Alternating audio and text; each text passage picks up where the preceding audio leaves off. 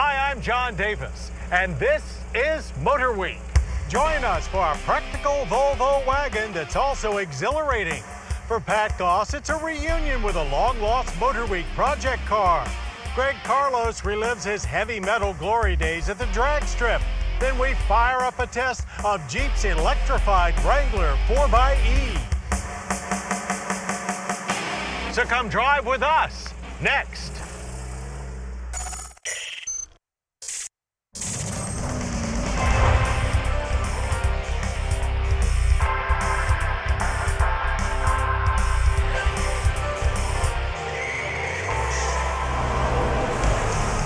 MotorWeek, television's original automotive magazine, brought to you by...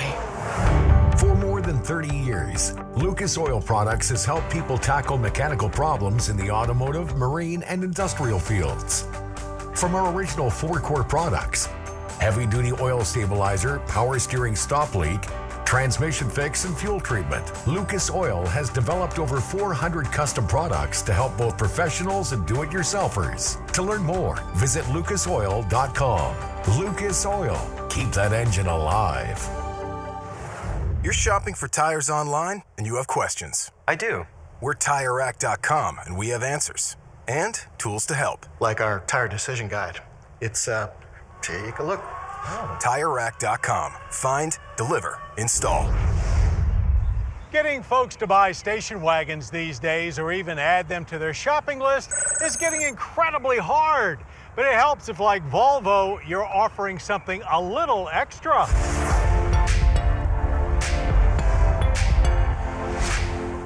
If you're interested in buying a wagon, chances are practicality is near the top of your list of reasons why. Tradition and car-like drivability may also be factors keeping you from going over to the SUV dark side.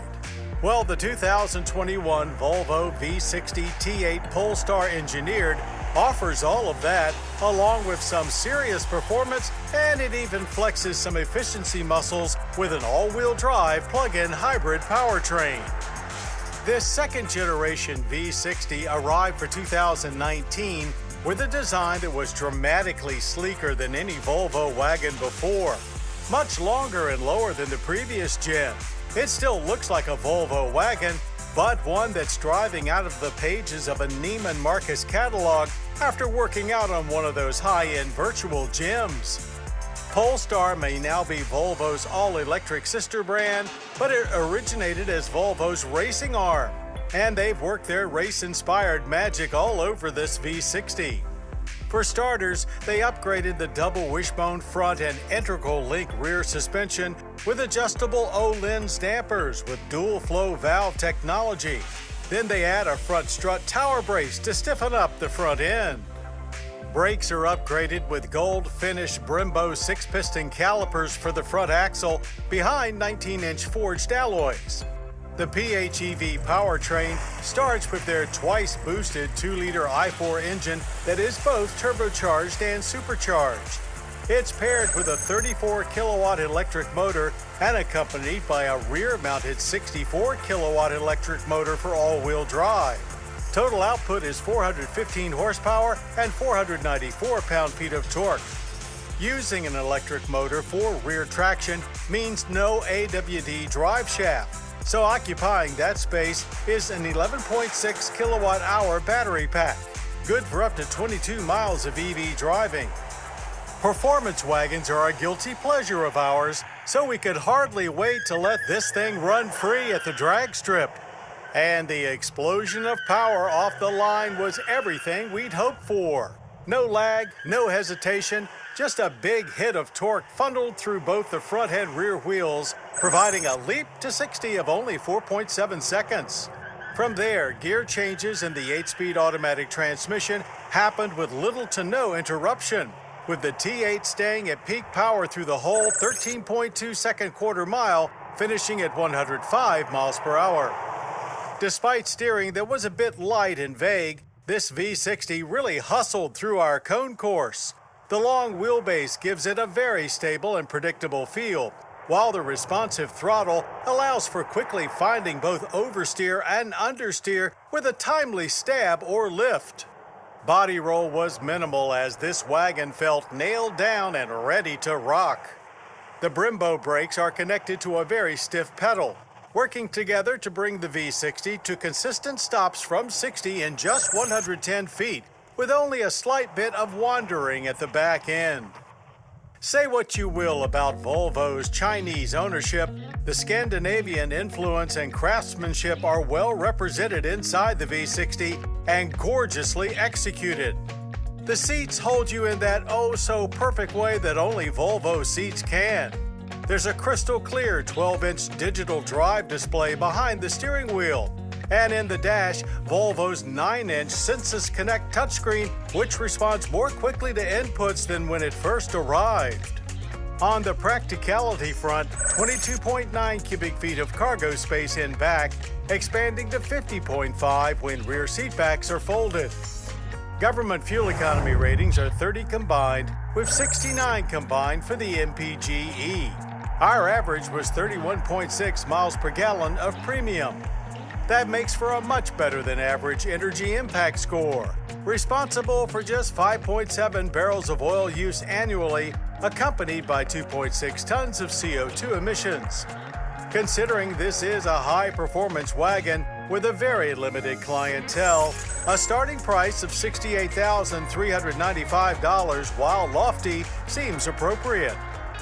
The PHEV 2021 Volvo V60 T8 Polestar Engineered is a souped-up super wagon that delivers on all fronts. Powerful, practical, luxurious, and yes, even quite stylish. All with a Swedish, no-nonsense, low-key attitude that's more satisfying than showy. It's a new breed of Volvo, and one that we're big fans of.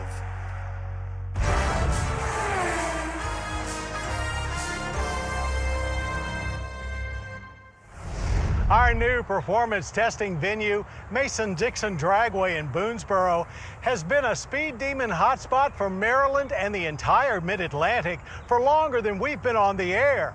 And this week, our over-the-edge guy, Greg Carlos, makes his way out there, not for numbers, but for nostalgia.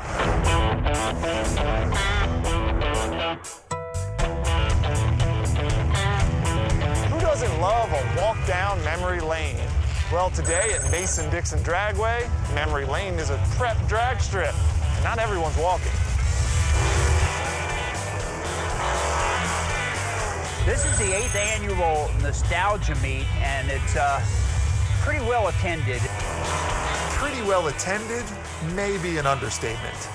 The place is packed with people who came for cars, speed, and memories. We have some drivers here that are probably 40 and 50 years ago they were racers, so it's all about them. It's all about the older cars, and we also have a nostalgia class for the older cars. So there's a little bit of everything for somebody here today. Mason-Dixon Dragway officially opened in 1961, so the track itself is a piece of drag racing history. And as the morning cloud cover moves east over the mountains, racers roll in while the sun shines on the car show. The show is open to all makes, all models, and all eras, but as you might expect, vintage cars still dominate the field. I mean, you'll see things that, you would never thought you would see. Something maybe out of the movies or something that you grew up to. And it takes you back to the past, and a lot of the guys, they actually feel younger. I think when you see them, they're smiling at you when they're looking at their car. Meanwhile, there's plenty of smiles just off the track with a group of lead-footed legends. Oh, they're calling it a funny car reunion. So the cars from the 1970s that were funny car drivers and crew members, they're up in the age anywhere from 84 years old up into their early 90s. And to get together, to get 50 of them together at one time, it will be a pretty difficult task in the future. So this is a great opportunity for those people to see each other one last time. And Maryland native Tom Sneeden is a driver many of the fans came to see. I started racing in 1952. I've raced quite a few, anything from super stockers to funny cars, fuel funny cars. It's well known through the country. I think it's everybody's personal favorite because they always get to see somebody they haven't seen for 10 or 15 years, and they do a lot of what they call bench racing, where they talk about everything that when John got beat by Phil or you know, just everything that ever happened to him in the line of drag racing. While some may be here for the bench racing, Tom brought his Dodge Coronet Superstock for the real racing. And with 274 cars registered, there's plenty of it.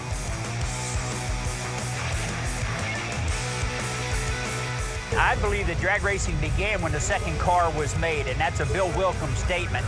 The human nature is to be competitive. Even as the sun starts to set on the cars and the drivers from drag racing's heydays, Elmer is keeping the pedal down toward the future. We have a junior dragster race, which is kids from 6 years old to 18 years old before they get their license. We will find something that the people want to be entertained by, and we've changed up with their street racing. We've added some index classes because people like to see heads-up racing, side-by-side racing. So we're doing well. And that means the good times will keep on rolling at Mason-Dixon Dragway. Everyone enjoys a surprise once in a while, as long as it's not an unexpected car problem. And our Pat Goss is no different. So this week we reunite Pat with a blast from his past. Well, hello, Pat Goss. Well, hi, John. Welcome to another exciting day at Goss's Garage. Okay. And we've got a little surprise for you, Pat, something that's been 30 years in the making. Oh, Lord. Look this way. Do you Oh, my God. remember the Maxton? Yes, I do. Well, Oh, Pat, come on. We have got it all planned out. You and the Maxton are up for a huge reunion. And you're going to get this baby going again. oh, really? Oh, really? John, I remember back in the day when we actually built this car. We did a 5-part series on putting it together and making it what it is. That was really the first time that I had ever been involved in essentially building a car. This was a component car at the time. You got the body, you got the chassis, but you basically put it together yourself. Oh, yeah, I remember the wiring in this was a nightmare, actually. Had you ever built a car before? Well, I built cars, but I started from the ground up myself and doing the whole thing, which is very different than buying parts and putting them together. What do you remember about those days? I mean, it was 30 years ago, but I remember it like it was yesterday. Well, I remember a lot of the things that weren't quite right that we had to adjust and tweak and things like that, which anybody that's going to build a car should be prepared for. Now, this car actually became part of a contest that MotorWeek had, and the winner of that contest was all the way down in the Florida Keys. Yep. Remember, we took it down there. I sure do. And a lady had entered the contest for her husband, and he was surprised, wasn't he? He didn't know that he had entered or won. And the fact it had how many pedals? He looked inside it and he says, oh my God, it's got 3 pedals, and had no idea what to do with 3 pedals and a gear shift. Oh my. And then a friend of ours, Michael Whitfield, back here in Owings Mills, not too far from our studios, he bought the Maxton, brought it back up. He raced it very successfully, but this car has been sitting sheltered inside a garage for the last 25 years. Well, it still looks good. So what do you say, Pat? Are you up to getting the Maxton back on the road again? Absolutely, and I'd love to get behind the wheel again. I can't wait. So there you have it. Stay tuned for the rebirth of the Maxton. People love Subarus for their all-weather capability, as well as their practicality and usability. Our 2021 Subaru Crosstrek Sport has excelled in all of those areas, as well as a few we didn't expect. Adding a little over 2,000 miles since our last report indicates we've been putting in some highway time, and despite its size, the Crosstrek has proved to be nice and comfy for long trips.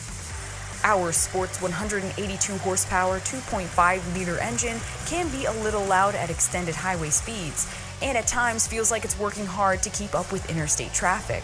But there are no complaints about our 29.4 miles per gallon average over 8,000 miles, which allows for well over 400 miles before needing a fill-up. Some small utilities barely get 300 miles to a tank. Our 2021 Volkswagen Jetta GLI has been a breath of four-door fresh air, giving us a renewed appreciation for the simple joy of driving, something that's getting a bit lost in our sport utility-obsessed world. This GLI is a fun little car to drive, and not just because it has a manual transmission. The chassis is dialed in, and there's just enough power from the Turbo 4 to put a smile on your face. I like that there's a comfort drive mode because it quiets down some of the exhaust noise that's pumped in, and it makes it more, well, comfortable on the highway. And now for the bad news. This is our final report on the GLI as it's rolling out of our driveway for the last time. With us for a total of 3 months, we racked up 3,573 miles and averaged a fine 31.2 miles per gallon from the spirited 228 horsepower Turbo 4. There's only one car that can call itself the GTI of sports sedans, and the Volkswagen Jetta GLI is it. Time for the latest on our Toyota Prius Prime on the next MotorWeek long-term road test update. First impressions are important, but so are first drives. Looks like it's time for a quick spin. The second generation of Subaru's BRZ breezes into the lineup for 2022 with more of everything we've always loved about this small rear-drive 2+2 sports car. The basic chassis is still shared with Toyota's GR86, also new for 2022, but Subaru has tuned its version for stability and precision with unique spring rates, aluminum front knuckles, and a rear stabilizer bar mounted directly to the body. Road Ride is firm but compliant, with a nimble, balanced nature and predictable handling. The electric power steering provides excellent feedback, and a 60% stiffer front section sharpens initial turn-in. The BRZ seems tailor-made for spirited backroad driving and showed itself to be quite capable and entertaining. Power increases to 228 horsepower from a larger 2.4-liter flat 4, while torque bumps up by 15% to 184 pound-feet. While still not a powerhouse, engine responsiveness and acceleration times are noticeably improved. A 6-speed manual or automatic transmission are available. A day on the road course in autocross here at Lime Rock Park just confirms the improvements Subaru has made to the 2022 BRZ. A lower center of gravity, lighter weight, more power, and a more finely tuned suspension. It's a fun, functional, everyday sports car. Inside, the sporty cabin offers excellent visibility despite a low seating position, while a new 7-inch digital dashboard with customizable display keeps the driver informed. With rear seatbacks folded, the cargo area can even accommodate a spare set of tires and tools for a day at the track. BRZ will be offered in premium or limited trim levels. Both come standard with a limited slip rear diff and traction control with track mode, but the limited rides on larger, stickier 18-inch tires and sports a red accented ultra suede interior. Pricing will start at $28,955 for the manual premium and tops out at $33,255 for the automatic limited. We'll spend more time in the 2022 Subaru BRZ soon, so keep it locked on MotorWeek. When it comes to old school vehicles that have changed little over time, the first classic that probably comes to mind is the Jeep Wrangler. So it's perhaps the last one you would expect to have an electric charge port. But we all know that things are changing more rapidly these days, and Jeep is fully on board with what battery power can bring to the table. And yes, even to the trail.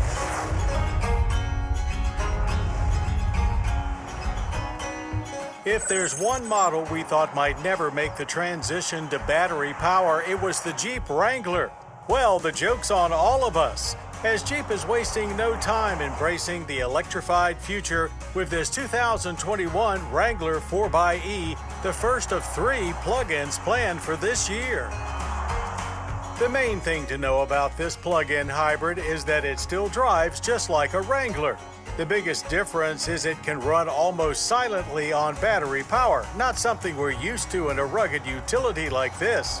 Now, it's not as powerful feeling as most full EVs or even some other PHEVs, as the gas engine seems to kick in to help out whenever you go full throttle. The 4xe is rated for 22 miles of EV-only driving, and you can select when to use it. We saw as many as 26 miles available on the gauge and got fairly close to achieving that. Once you've exhausted those EV miles, hybrid mode transitions from electric to gas are mostly seamless, only really hearing the engine under hard acceleration. The 4xe's 17 kilowatt-hour battery is located inside the vehicle, packaged beneath the rear seat, leaving cargo space intact, as well as keeping it out of the elements. It feeds energy to a pair of electric motors, one replacing the alternator on the front of the engine and one integrated into the 8-speed automatic transmission. No manual available with this plug-in powertrain. The gas engine is Jeep's 2-liter i4 turbo, which when combined with the electric motors sees the total output jump to a healthy 375 horsepower with a stout 470 pound-feet of torque. So it was off to Mason-Dixon Dragway to see what the 4xe is capable of. Even though the 2.0 turbo felt a bit laggy off the line with battery boost, the 4xe is capable of 0 to 60 in 6 seconds. Indeed, that's about a second faster than a Wrangler with a gas V6. The Turbo 4 comes into its own at the higher end of the tack. Automatic shifts are quick and smooth, and like all Wranglers, it tends to wander a bit at high speeds. The quarter mile, 15 seconds at 93 miles per hour. Now, no vehicle designed with off-pavement use as a priority is going to tear up a slalom course, and the copious amounts of body roll and numb steering felt here had us feeling like we were one bad move away from trouble. But having driven plenty of Wranglers over the years, we knew to back off way before approaching that danger zone, and also know there are plenty of safety measures in place these days to keep that from happening as well. In the transition to PHEV status, there have been no compromises of the Wrangler's trail-rated capabilities. 4-wheel drive with 2-speed transfer case is still standard. Now, Jeep claims the integration of electric power only enhances the Wrangler's off-road performance. To find out for ourselves, we made use of the e-save mode while on the pavement to hit the trail under strictly battery power, allowing us to tread more lightly than ever. When it comes to our muddy mid-Atlantic, local trail hounds will tell you you're only as good as your tires. And our Sahara trim tester struggled to find grip at times, but was mostly unstoppable thanks to its Select Track 4-wheel drive system. So on we went. In addition to a charge port at the base of the left A-pillar, 4xe Wranglers get special electric blue trim, but not much else to set it apart from every other modern Wrangler. Government fuel economy ratings are 20 combined, 49 combined for the MPGe. Starting off with a full charge, we average 31 miles per gallon on regular, which beats what we got in the Wrangler EcoDiesel by 2.5 miles per gallon, and delivers a much better than average energy impact score of 8.7 barrels of yearly oil use with 3.8 tons of CO2 emissions. 4xe's are available exclusively as unlimited 4 doors in 3 trims: Sahara, High Altitude, and even Rubicon, starting at $51,300 before any government tax incentives. It only seems fitting for a brand that relies on a vehicle that was designed in the mid-20th century would use that vehicle to fully push the brand into the 21st. Is it a full EV? No. Is it a huge step in that direction? Yes. The 2021 Jeep Wrangler 4xe is the most technically advanced Jeep yet, and a whole new way to be a pioneering off-road leader. Well, that's our show. I hope you enjoyed it. Now, for more MotorWeek, including daily news updates, podcasts, and even complete episodes, cruise on over to pbs.org/MotorWeek. And I hope you'll join us next time for an all-new pickup truck from Ford. It's the compact Maverick. Then we'll get the luxury experience and a redesigned Genesis G70. Till then, I'm John Davis. We'll see you right here on MotorWeek. To learn more about MotorWeek, television's original automotive magazine, visit pbs.org/MotorWeek. To order a DVD of this program, call 1-800-873-6154. MotorWeek has been brought to you by... For more than 30 years, Lucas Oil Products has helped people tackle mechanical problems in the automotive, marine, and industrial fields. From our original 4 core products, heavy-duty oil stabilizer, power steering stop leak, transmission fix, and fuel treatment, Lucas Oil has developed over 400 custom products to help both professionals and do-it-yourselfers. To learn more, visit lucasoil.com. Lucas Oil. Keep that engine alive. You're shopping for tires online and you have questions. I do. We're TireRack.com and we have answers and tools to help. Like our tire decision guide. It's, take a look. Oh. TireRack.com. Find, deliver, install.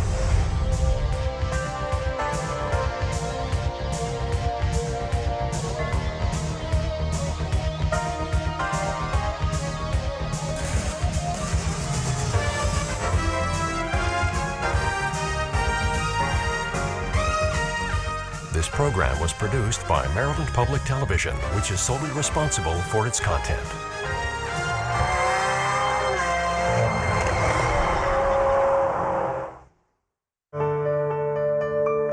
You're watching PBS.